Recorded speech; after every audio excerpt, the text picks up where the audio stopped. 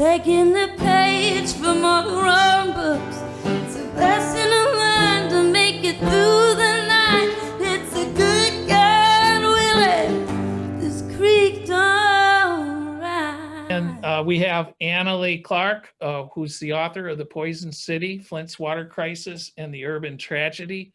That was published in July of 2018. So first of all, it's lovely to be here. Thank you for inviting me to this program. I love to be in conversation with you. You call this an unnatural crisis.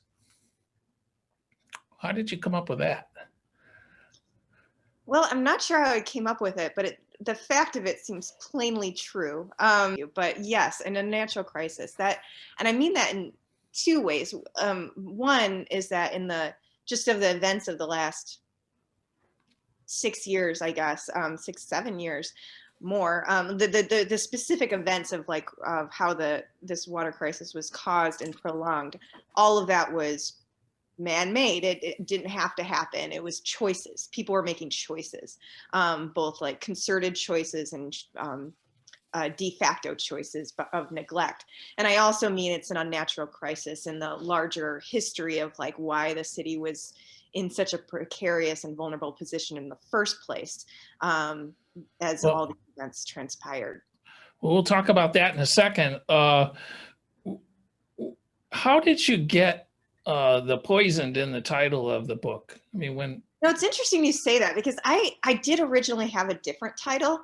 The version I proposed at the start was something like, was taken off from the epigraph of the book, which is this quote from Toni Morrison.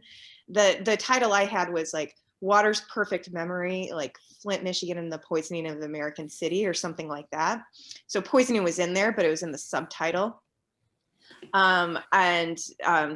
It goes by the epigraph of like, all water has a perfect memory. It's always trying to get back to where it was, which I felt was evocative in many ways of this story. The point is, like, there is this like, I like that the word evokes a lot of the different kind of like toxic consequences that happen from this. And it also like put some, a little bit of weight on the fact that it was caused by actual actions. This didn't just happen. There was actual choices that people made. So when we think of the word poison, we think of somebody, I think about it as a lawyer, as a prosecutor. If somebody poisons somebody, I have to show that they did it purposefully, or with some intention. It was not an accident. Yeah. And I guess that's why I asked the question. This was not an accident is sort of the thesis of the book, isn't it? Yeah, I mean, it was.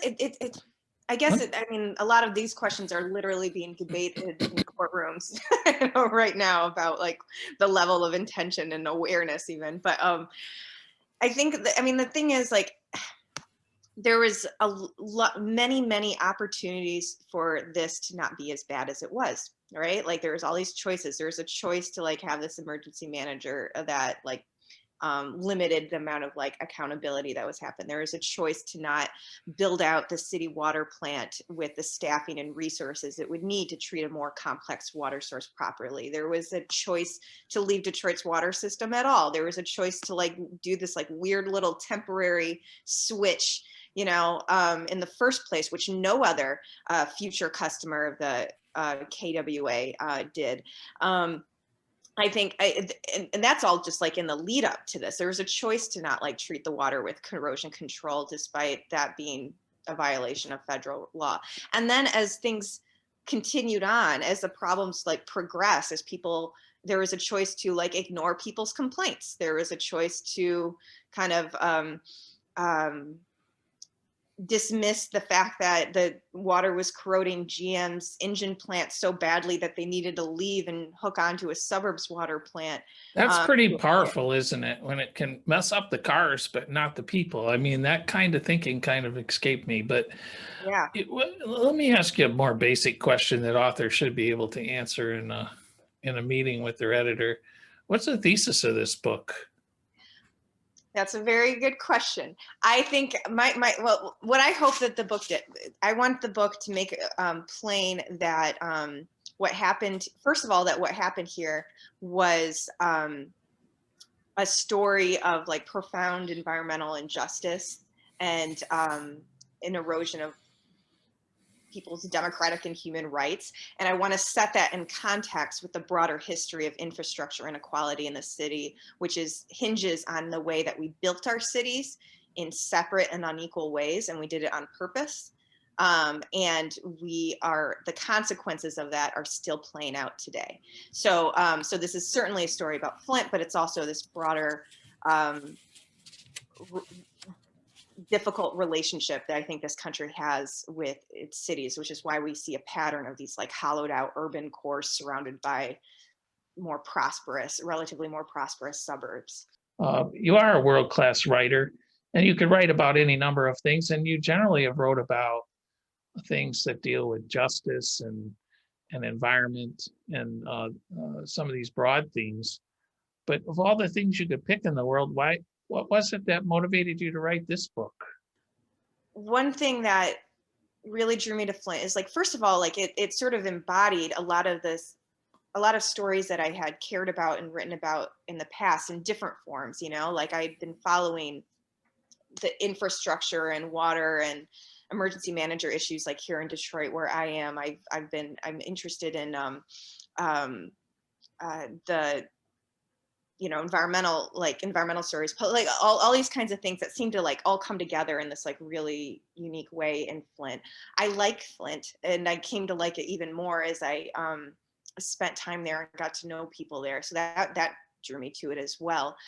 I wanted to be able to tell a story about what happened there that in context of like this like broader complicated separate unequal story about cities, and I wanted to do it in a way that like had like some history and some nuance. Like somebody that reviewed your book made an observation and said that Flint's not so much an outlier, but it's a parable. How do you respond to that?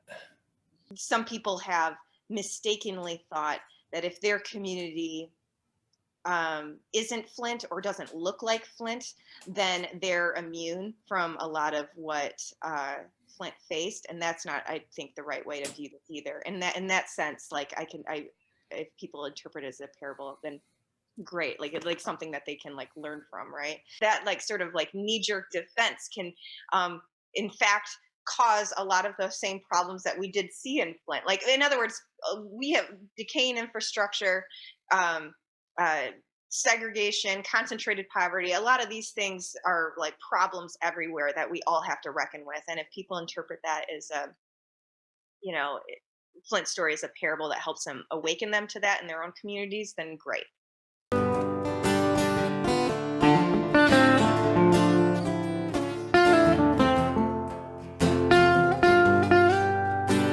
Face past one-way, two-lane highway.